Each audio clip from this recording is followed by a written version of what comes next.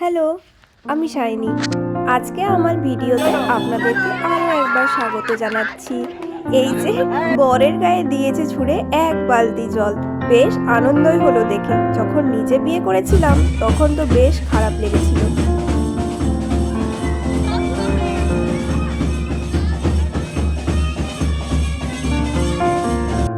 এই যে দেখুন মাসিমণি যাচ্ছে মাকে বেশ করে হলুদ মাখানোর জন্যে, দিয়েওছে বেশ সময়ে সময়ে, যে ধরতে পারেনি। যাক, ওদেরও একটু হলুদ খেলা হয়ে গেল তাহলে। বেশ জমে উঠেছে এখানে হলুদ তেলের আসর। এরপরে কিন্তু প্রায় শেষের মুখে। এই যে সব হলুদ পরা রমণীরা এক হয়ে ফটো তুলছে।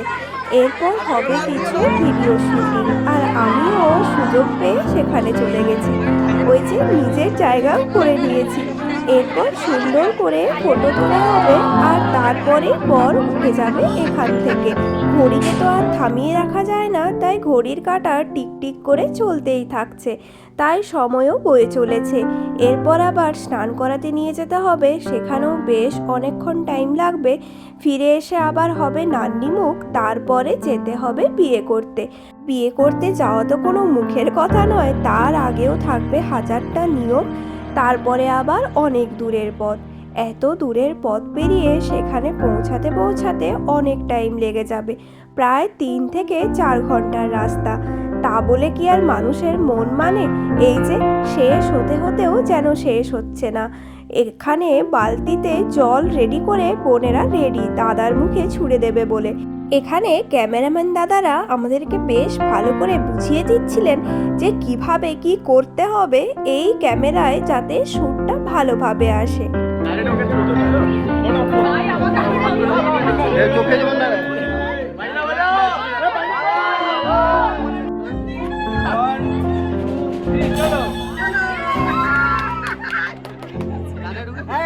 বর কিন্তু একদম অধীর আগ্রহে বসেছিল যে কখন জল এসে গায়ে পড়বে। এই যে আরো বেশ করে হলুদ মাথায় লাগিয়ে দেওয়া হচ্ছে। যাক বাবা, সেসব কমপ্লিট হলো। এরপরে বর আসন থেকে উঠবে আর তারপর যাবে স্নান করতে।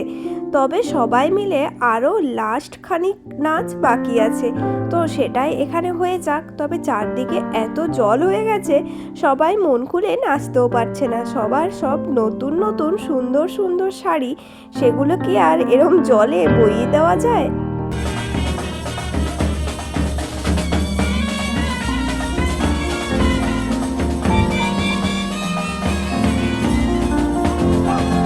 এই যে এরপর সব যত বিয়ে হওয়া বড় মানুষ আছে তাদেরকে ওই চিড়ে মিষ্টি পান সুপুরি এইসব দেওয়ার একটা নিয়ম আছে। তারপরে যাবে স্নান করার জন্যে।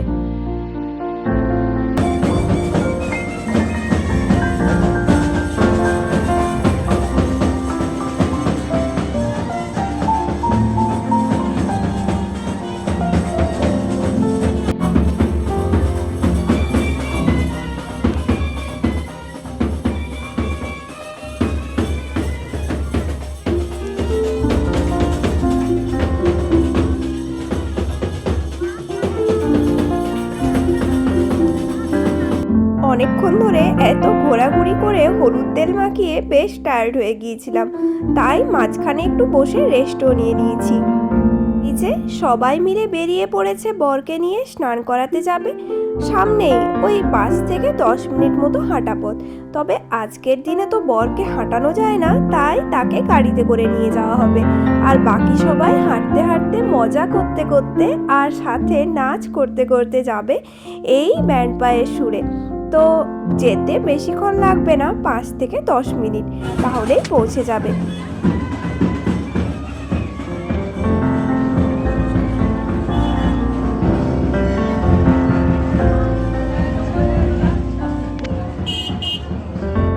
ওইদিকে বর তো স্নান করতে গেছে, এদিকে আবার ঠাকুর মশাই চলে এসছেন।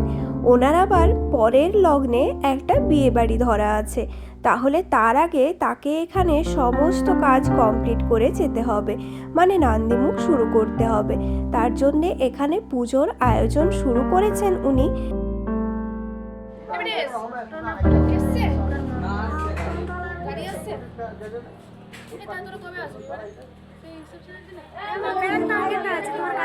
হ্যাঁ ব্যাগটা তোমার কাছে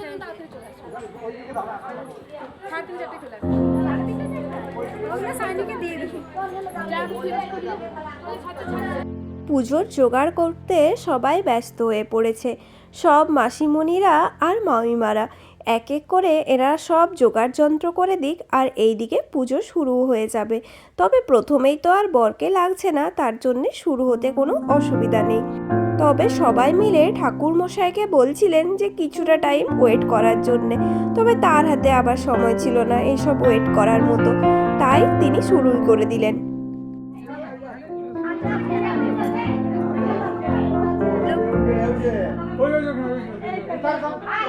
অনেকক্ষণ হয়ে গেছে, এখন সত্যি টায়ার্ড লাগছে, আর পারা যাচ্ছে না। তাও তো অনেক দূরে বিয়ে বাড়ি বলে বিয়ে দিতেও যাচ্ছি নি, তাও বসে বসে টায়ার্ড লাগছে, কাজ তো করে না। আমরা এখানে বসে বসে পুজো দেখছিলাম আর ওয়েট করছিলাম, কারণ এটা সব থেকে বোরিং টাইম, না কিছু করার থাকে আর না কিছু। এখন ঘড়িতে সময় ওই 4টা থেকে 4:30 মতো বাজে। এখন তো আরও বেশ কিছুক্ষণ এখানে থাকতে হবে। ওই যে যাক, অবশেষে বর চলে এসছে। তবে এখানেও আবার একটা নিয়ম আছে, ওই আঁচল দিয়ে বরকে ঘরে ঢোকাতে হবে, আর তার আর কোনো কিছু দেখা চলবে না, পুরো ওই পান পাতা ঢাকা দিয়ে ঘরের মধ্যে চলে যেতে হবে। যখন আমার নিজের বিয়ে হয় তখন তো আমার হলুদ দিন হতে হতে মানে স্নান করে আসতে আসতে প্রায় 5টা মতো বেজে গিয়েছিল।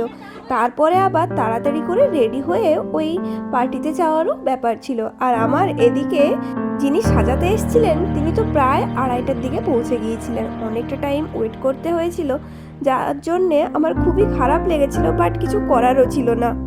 বেশ কিছুটা টাইম এদিক ওদিক ঘোরাঘুরি করার পর সন্ধ্যাবেলায় খাওয়ার টাইমও চলে এসছে, আর সবাই মিলে একসাথে খেতেও বসে পড়েছি।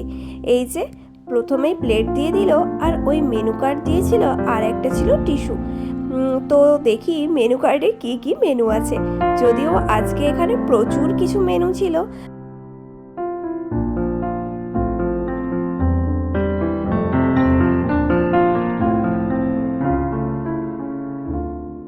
পাতার মধ্যে এক টুকরো লেবু আর কিছুটা পরিমাণে শাক দিয়েছে, এখন স্যালাড দেওয়া হচ্ছে।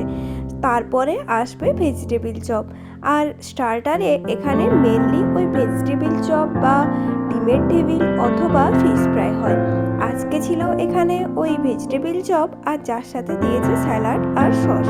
তাহলে প্রথমটা বেশ ভালোভাবে শুরু হলো।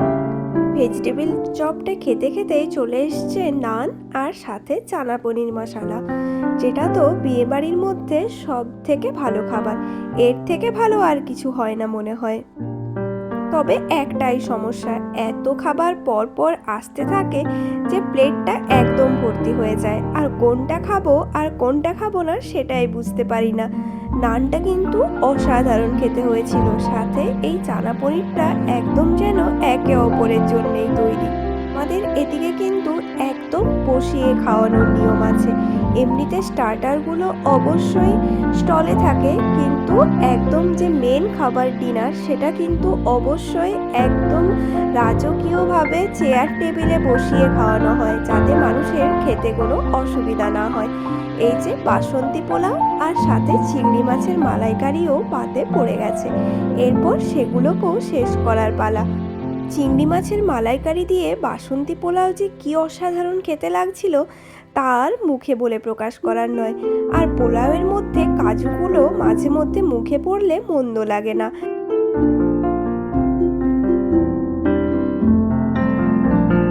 ভাত, ডাল, সবজি, ছেঁচড়া, মাছ, এইসব আরও অনেক অপশানই ছিল, তবে অত কিছু আর নিয়ে করে শুধু শুধু প্লেটটা ভর্তি করা। ওই যে ওই পাশে একটু ভাত দিয়ে দিয়েছিল, ভাত আর ডাল রাখাই থাকবে, সেটা আর খাওয়ার মতো পেট হবে বলে মনে হচ্ছে না।